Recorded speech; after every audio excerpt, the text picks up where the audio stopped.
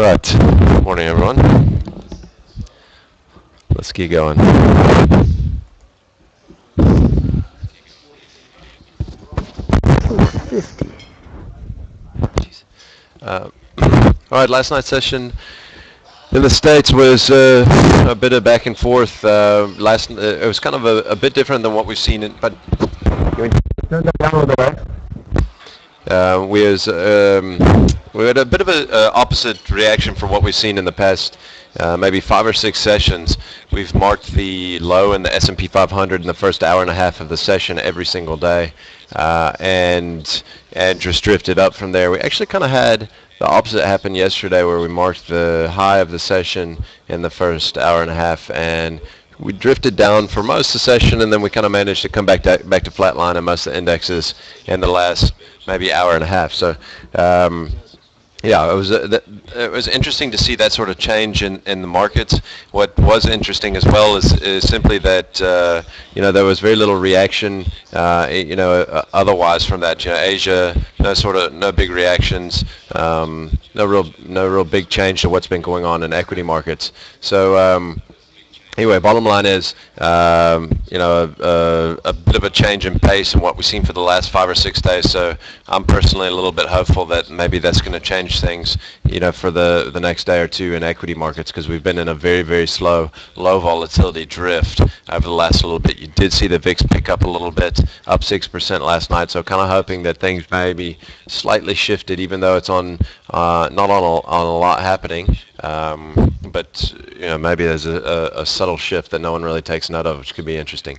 We did have crude oil that plunged through 75. I think that's a huge thing. I think there's a real start to deflationary fears that are coming back into the market now. We continue to see the dollar making new highs against most of its counterparts. We're seeing the yen bailing to new lows, and at some point there becomes a real problem that weakening yen for especially China. It also becomes a problem for some others, and it becomes a problem because suddenly, as the yen starts to weaken to that extent, and you start to get commodity prices coming off to that extent, you start to really probably hit a point of deflation if that continues to happen in many economies, which is obviously a place that you don't want to be, and the equity markets don't ever want to see. So that could actually come into the forefront of what we're looking for, or that we're looking at in the equity markets very, very soon. So I think don't be surprised if we start to see a lot of talks of that, and we start to see the markets start to panic over that sometime soon. I mean, obviously central banks have been there;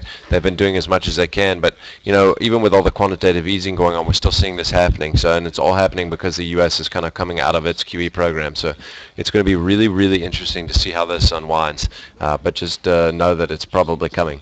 All right, and Asia overnight, like I said, we didn't have any huge reactions. We did have Shanghai and the Kospi down close to 1%. I really think that the Shanghai is going to start to take some pressure if the yen continues to weaken. I think there's going to be a lot of talk that's going to start to come up relatively soon about them potentially even devaluing the yuan, because competitively it kills them. And so there's going to be, like I said, I really believe there's going to be something interesting that's going to come on the back of that. All right, chart of interest today. Speaking about China, Alibaba's incredible rise in market cap. I mean, if you look there, some of the biggest, most well-known companies worldwide out of the States have been surpassed in market cap in the last 2 weeks in this just vertical ascent that Alibaba's been on since its IPO. We've passed Chevron, we've passed Walmart, past General Electric, and we've passed Wells Fargo now in terms of market cap, getting close to Johnson & Johnson now, and then obviously Google and Apple up there a little bit higher, as well as ExxonMobil. But you got it's quite incredible to see from what's an internet retailer. Right, moving on. This afternoon we've got Life Healthcare coming out right at the closing bell. You can take a look there at the numbers that are expected to see. They already had a trading statement before, if I'm not mistaken, traded down on the trading statement, and we're up about 7 or 8% since then, so it could be really interesting. Right, this morning we've got French GDP, which came out just a second ago. Actually didn't see what that was. We've got German GDP year on year. We've got European CPI. We've got the European GDP as well. We've got retail sales out in the States later this afternoon, as well as University of Michigan confidence numbers. All right, let's get into the maps.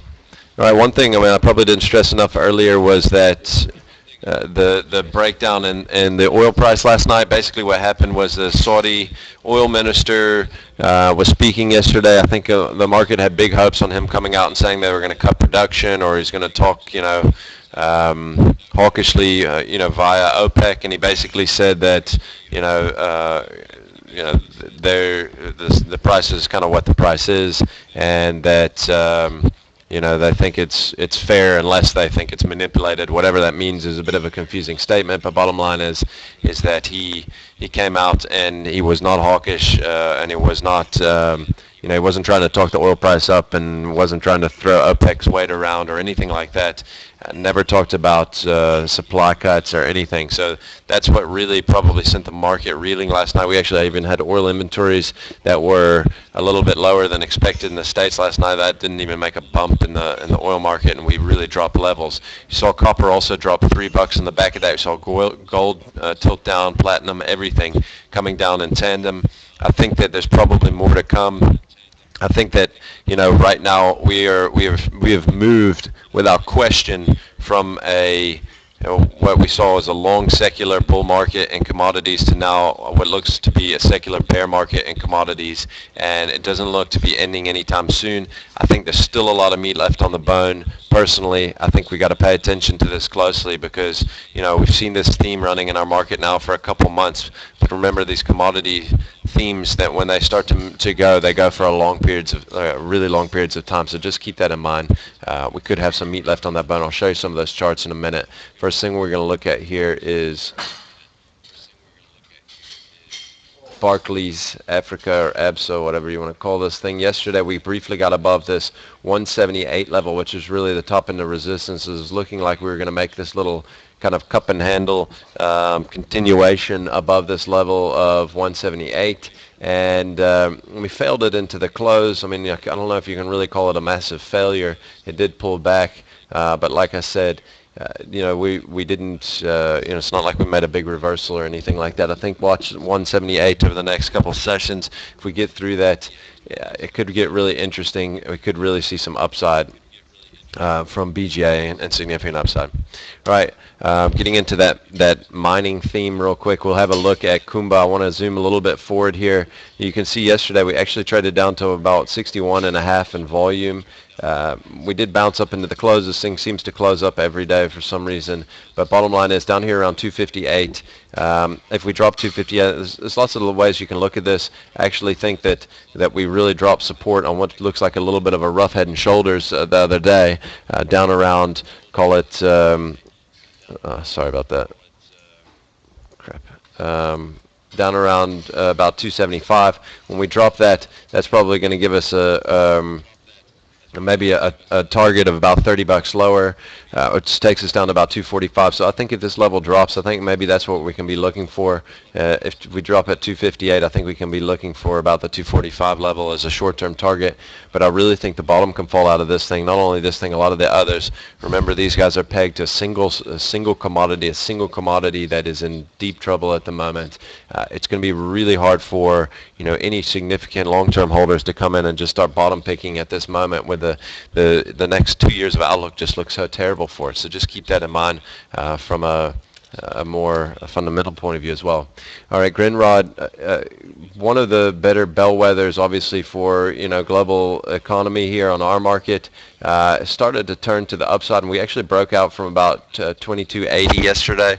It's not obviously a real convincing breakout, but above the level, I think it's significant and got above 23. So this thing can hang above 2280. I think we've got a couple bucks of upside at least on Grindrod, which has really just been hugely underperforming our market as of late.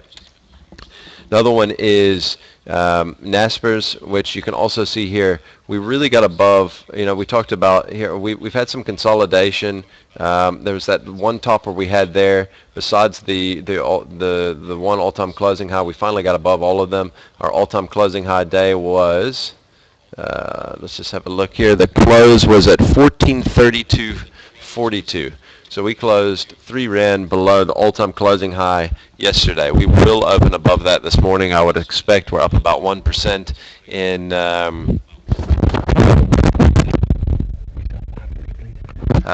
we're up about 1% in Tencent in Hong Kong as we speak, and I think that we will see an open above that level. If we close above that, this thing could really have people caught on the wrong foot or caught underweight after the earnings the other day. A lot of people probably sold or at least got out of longs, and then all of a sudden now, this thing's kind of reversing here. So just watch this closely. I think it could have more upside potentially in Naspers. And the last one I'm going to show, another one in the commodity space, is Cecil. Remember we talked about this. Sorry, let me go into the 30-minute. We talked about this, I think, yesterday. We talked about this 540 level. I unfortunately didn't make a lot, hardly any money out of this yesterday. I want to freaking kill myself for it. Actually dropped here beautifully in kind of a head fake move down early in the morning. Wasn't a whole lot of volume around there in the morning. Came back up, tested that 40 level beautifully, only to just bomb into the close. The other day's low, I think, was at 528. If you can see that earlier in the month.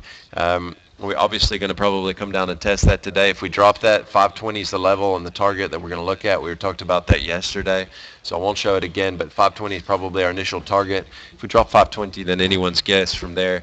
I'm not sure what Sasol's break even on oil is, but obviously I think that the market's punishing them badly because of the fact that obviously oil's coming down, but also because of the big spin that they're making, which the timing's not looking great on that big spin they're making in Louisiana and the States. So just watch this thing today. I think commodities are going to stay under pressure, guys. I don't think that you can bottom pick these things. They're probably still a short. Probably some meat left on the bone, especially as oil's dropping 75 today. I really expect commodities to continue to come under the pressure in the coming days and weeks.